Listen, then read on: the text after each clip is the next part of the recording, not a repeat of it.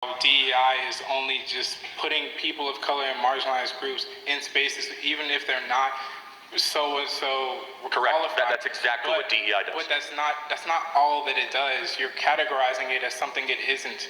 No, that's exactly that is the charter missions. That's not all. Okay, so diversity, equity. So equity is outcome based. Okay. Is about making people who are of different skin colors have the same outcome, regardless whether or not they are qualified. The best example we have of this is the Students for Fair Admission Harvard Supreme Court case, where black students, they could have a SAT score 300 points lesser than the Asian equivalent and still get into Harvard. That is DEI in practice.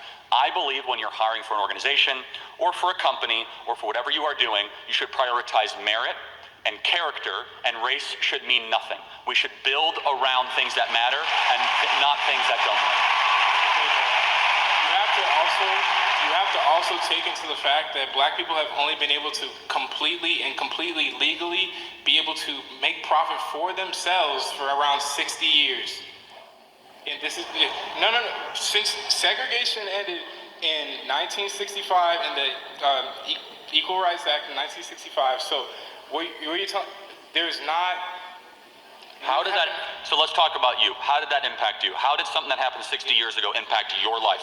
It impacts me all the time. How? What do you? Okay. You're at Texas A&M. You're doing great. Okay. Yes. Sure. Yeah. So are you a living example that all that's a bunch of nonsense and you can just act good and behave well and succeed? But there's also living examples of the exact opposite. If you look in the impoverished neighborhoods in certain parts of Chicago or St. Louis, there's black communities being thrown aside because they're not getting education. Thrown aside? Okay, yes, so I think we can get somewhere. Why have the black community gotten poorer since the passage of the Civil Rights Act? Tell me that. Because of the way the culture has been perpetuated through the years. Hold on. Think about it. So they were... You keep burning our towns down when we become richer than all the poor white people next to us. He's frustrated and can't get the answer out. And that's okay.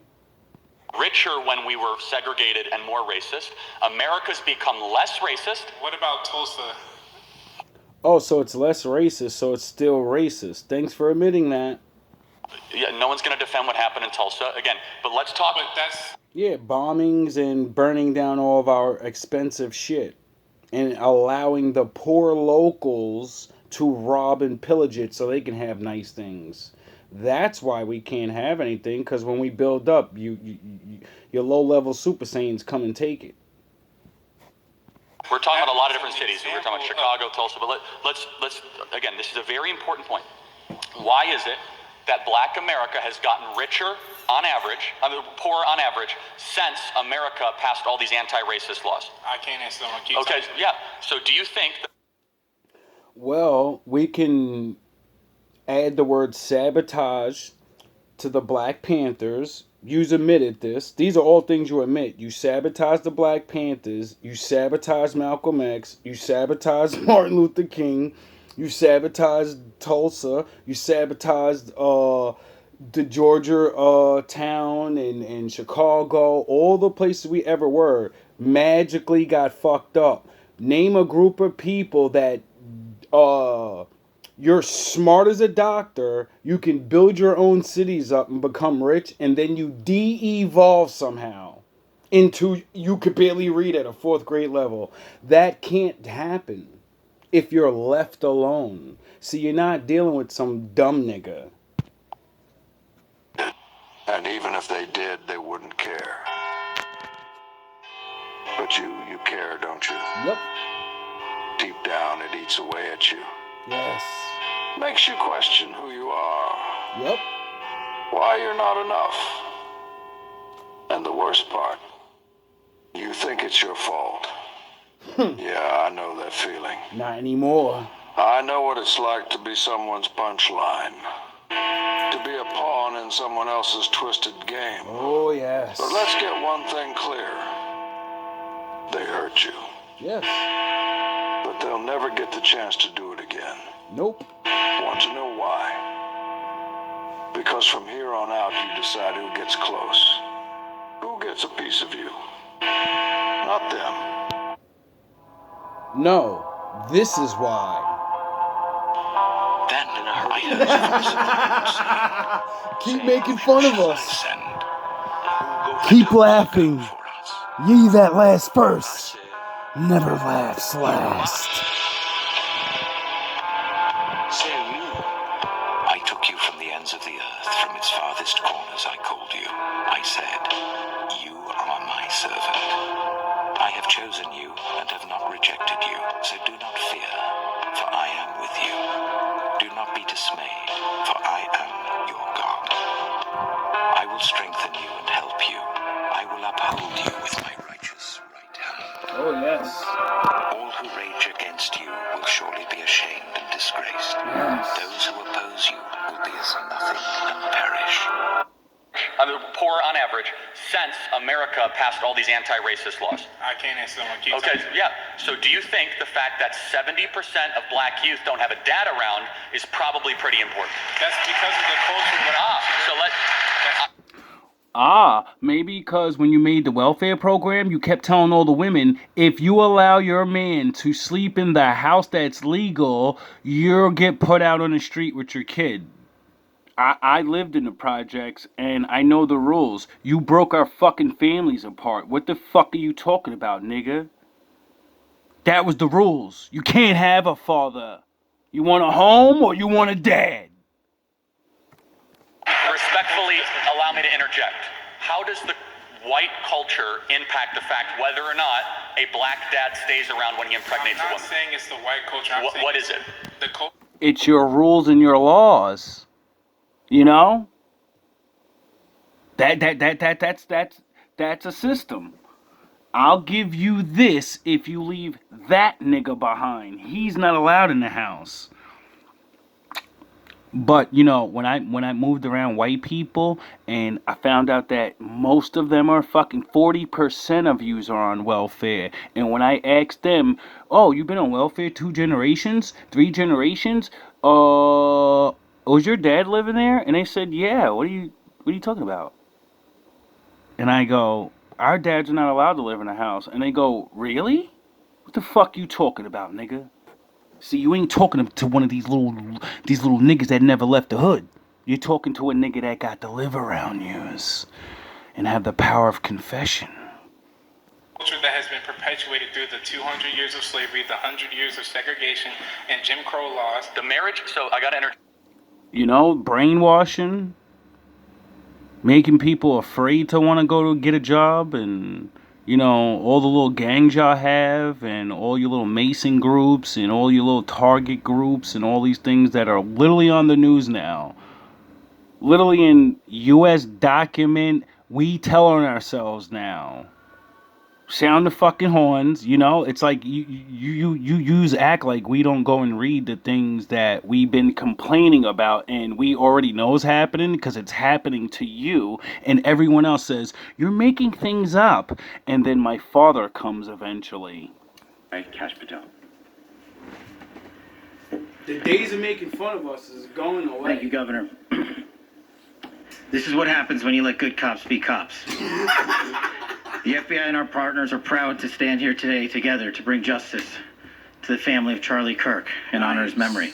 I want to express my deep gratitude to President Trump, the Vice President, and the entire White House who have been so incredibly supportive with both resources and just personally to the FBI as a team. They had our backs the entire way, and I just want to express my gratitude for giving us the resources we need to operate in this space to bring this sort of justice at this sort of speed.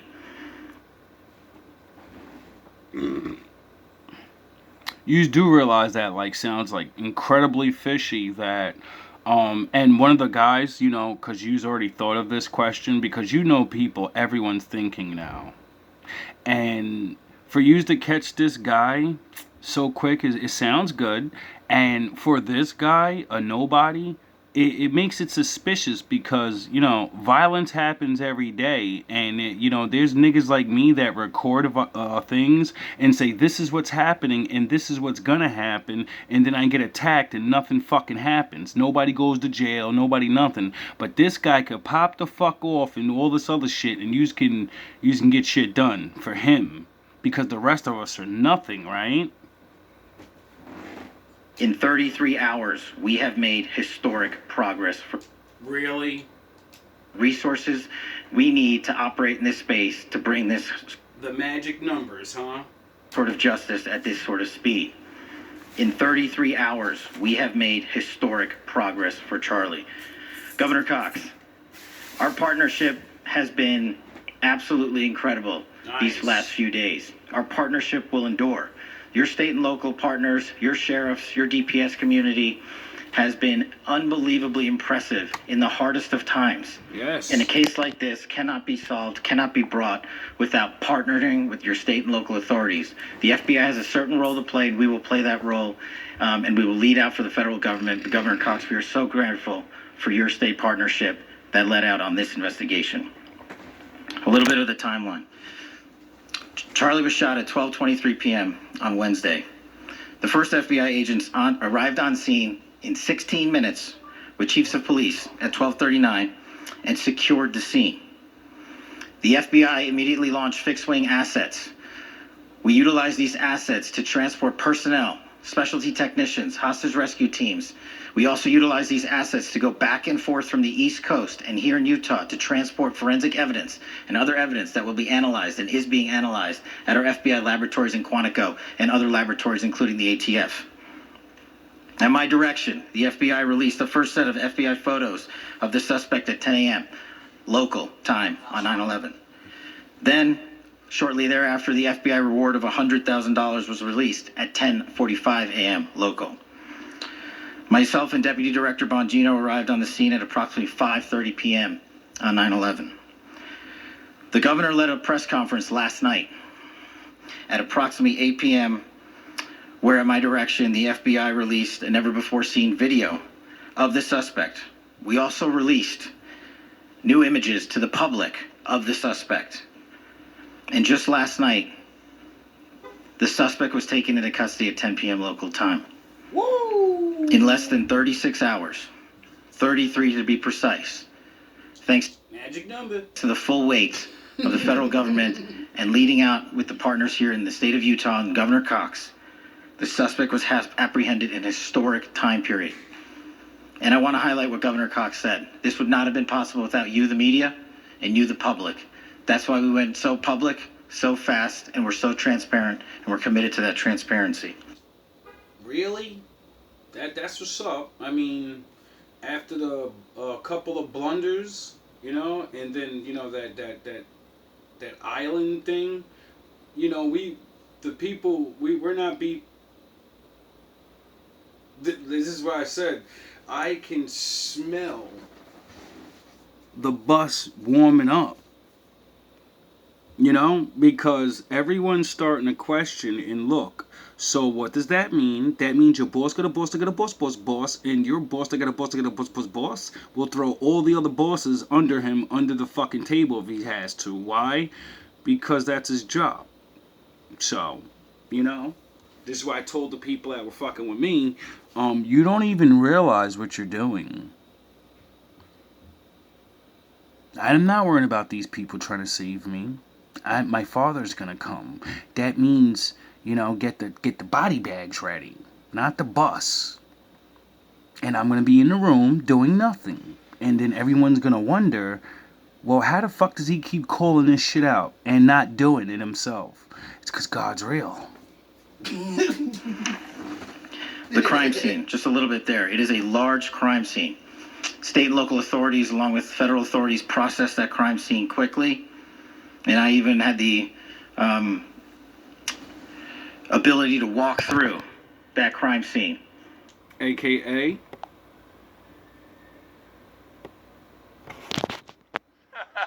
Okay. All right. I'm putting cases on all you bitches. Huh? You think you can do this shit? Jay! You think you can do this to me? You motherfuckers will be playing basketball in Pelican Bay when I get finished with you. Shoot program, nigga. 23-hour lockdown. I'm the man up in this piece. You'll never see the light of day. Who the fuck you think you fucking with? I'm the police. I run shit here. You just live here. You get it? it's that time. And walk through the steps the suspect took to learn more about what was needed and what resources we needed to bear to create a full picture for the FBI and leadership back in Washington. Furthermore, thankfully to state and local partners, forensic evidence has been seized and continues to be garnered. Forensic evidence has already been evaluated at FBI laboratories in Quantico and state and local authorities here. We will continue to process evidence as we see it, as we collect it, and we will continue to deliver it to Governor Cox and his team. Hey, that's what's up. Y'all cooking eggs over there. Last night we had a total of approximately 7,000 leads. Damn. As of this morning, thanks to your great work, we have over 11,000 leads that were called in to the FBI. And we are running out every single lead that we can. Every one of those leads will be run out. Can one of my wolves of ninjas throw them a lead so they can get their asses over here? Because, you know, this is ridiculous. The arrest is a testament to the dedication of good law enforcement being great, and partnerships in law enforcement, which I've tried to highlight as my tenure as the director of the FBI. There is no better relationship for law enforcement than the FBI to partner with state and local authorities, and you've seen it here in these last few days. Hey, teamwork's the dream work.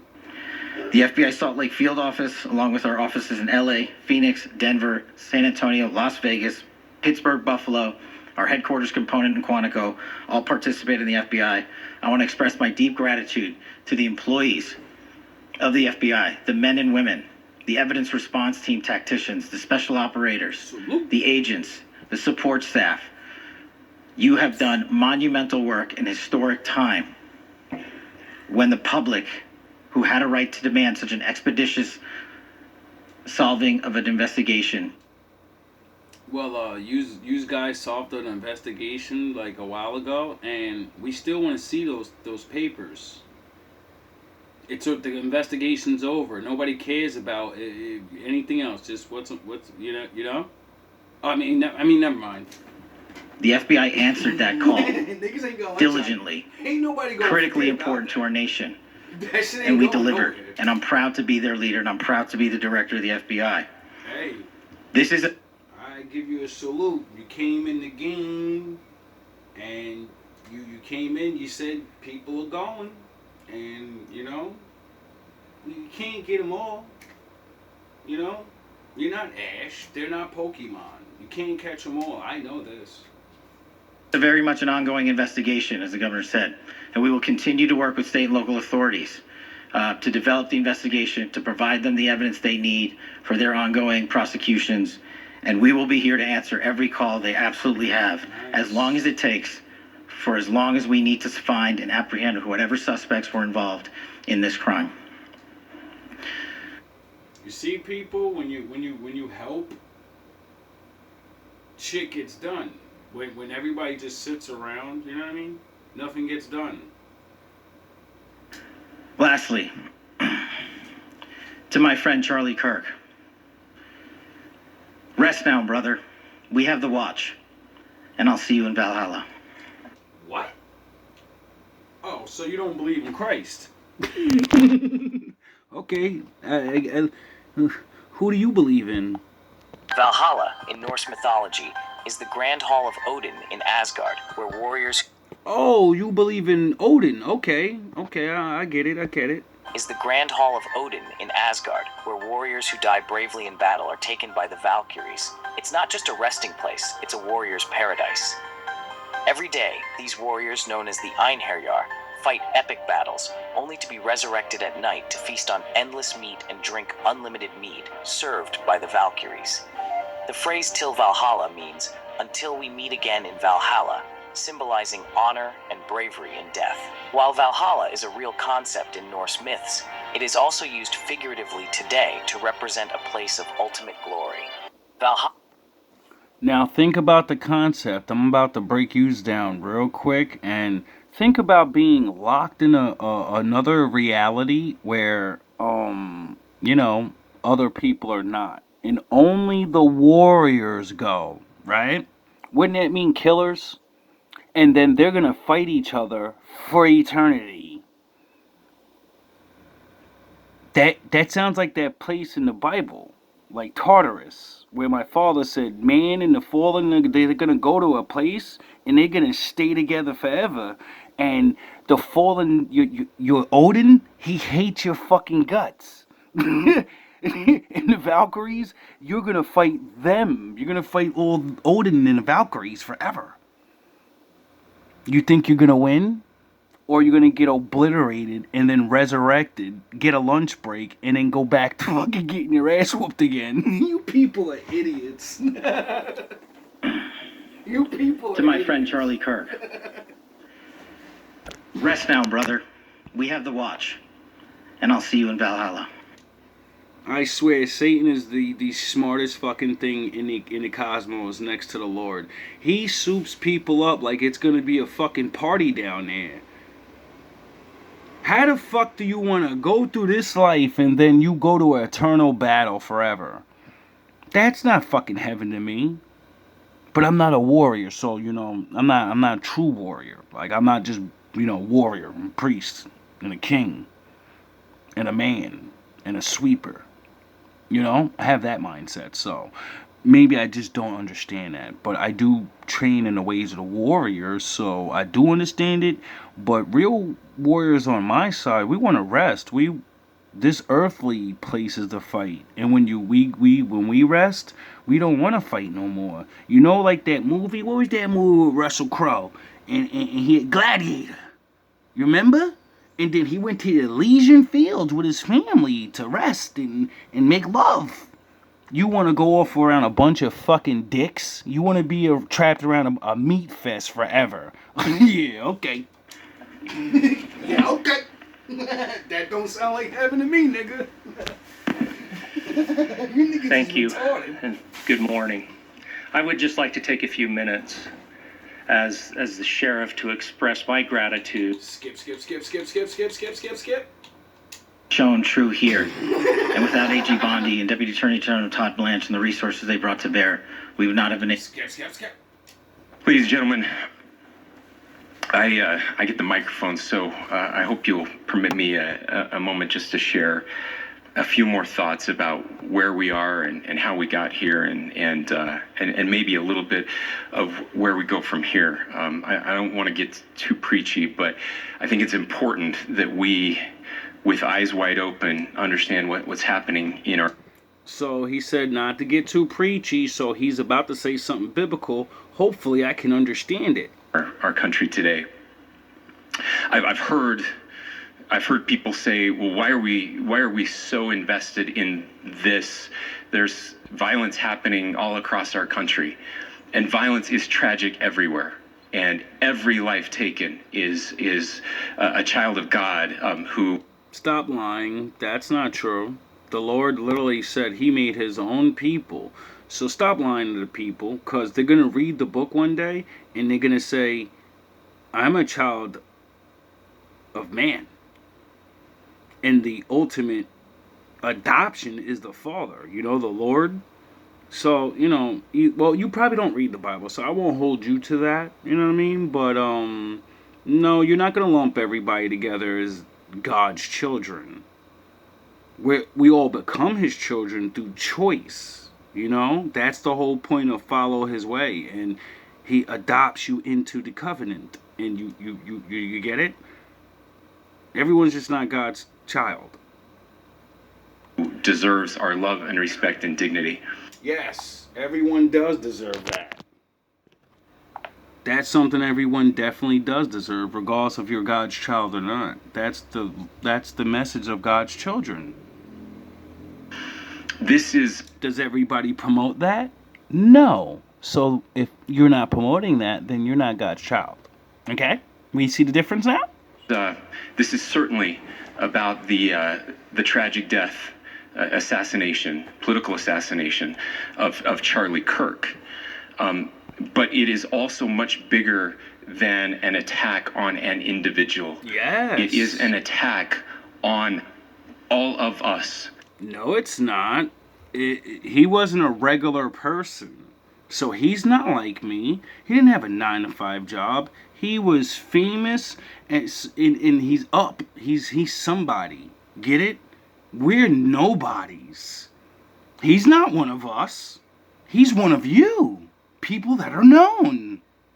People that speak their views and, all of us we're not known. So he's not one of us. You're not like us. You're not a nobody. It is an attack on the American experiment. Whoa, what did you just say? And an attack on an individual. It is an attack on all of us. It is an attack on the American experiment. What experiment? What are you talking about? It is an attack on our ideals. This okay. Cuts to the very foundation of who we are, of who we have been, and who we could be.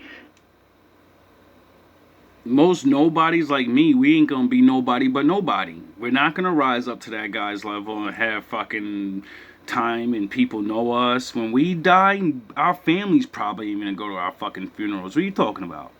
He's not like us. He's like you guys. You guys are known. You are players in the game. You are in the big dog leagues. I mean, he wasn't a big dog or nothing, but compared to us little guys, he's a big dog. In better times.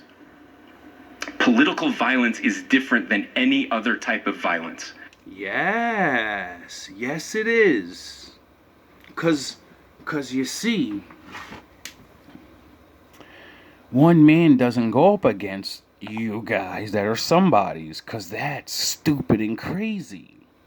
So, yous have a problem on your hand. And I said this last year, you're so worried about us snapping, you're not worrying about your own people and the people you allowed to come here. You think everyone likes you. You think you have everything under control. For lots of different reasons. One, because in the very act that Charlie championed of expression, that freedom of expression that is enshrined in our founding documents. Very true. In having his life taken in that very act makes it more difficult for people to feel like they can share their ideas. Yes, people that are somebodies.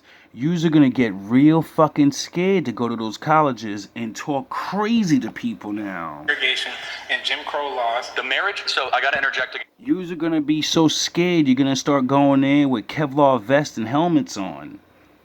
And then a lot of those dudes are gonna realize the money they pay me is not worth putting my life on the line. So I quit. Find somebody else to do this shit, cause I'm pussy. I'm sorry, I don't mean to interrupt too much. But in 1960, before the Civil Rights Act, 20% of black youth had a dad around.